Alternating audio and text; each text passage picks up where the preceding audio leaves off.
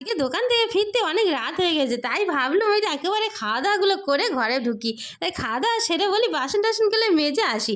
বাসন মেজে এসে ঘরে দেখি না খিলতানা দেয়া, ঘরে জর্জরে যে খুলেছি না গো, অমনি দেখি না মেয়ে ছেলের পেনা দেখতে লাগতেছে। আমি বলি কে এত বড় বড় চুল, বলে কে গো? ও বাবা, দেখি এই যে পচল মচল পরে বসে আছে। আর কি করতেছে বলো দিনি, এই দেখো সামনে এই হোলি আসতেছে না, তার কারণে অনেক মাল তুলেছে গো।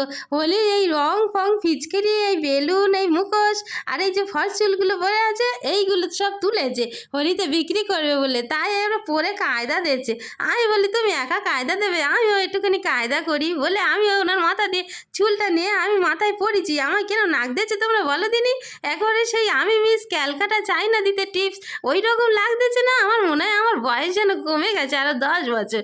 আমি আবার হাত নাড়া দিয়ে দিয়ে কত কায়দা করতেছিলাম আর রং প্যাকিং করতেছিলাম রাত্রিবেলা। ওই খাওয়া দাওয়ার পরে ওই আমরা রং প্যাকিং করতেছিলাম বলে করে রাখি সকালবেলা বিক্রি করব, ওই কারণে সবাই মিলে করতেছিলাম। আমার ছেলেও ছিল সাথে।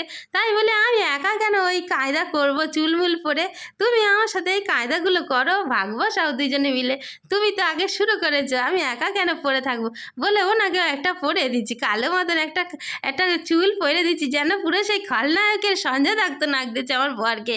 দেখতে পাচ্ছ কি সুন্দর নাক দিয়েছে গো, দেখে পুরো সেই খলনায়ক। আর কি হাসতি ছিল আমরা তিনজনে, আর বলুনি গো কত রাতে। আর এই সব করতেছিলাম কেন বলো দিনি, যাতে ঘুমটা না আসে। আর আমার ভিডিওগুলো দেখে তোমরা নিশ্চয়ই খুব হাসতেছ, আর হাসুনি গো।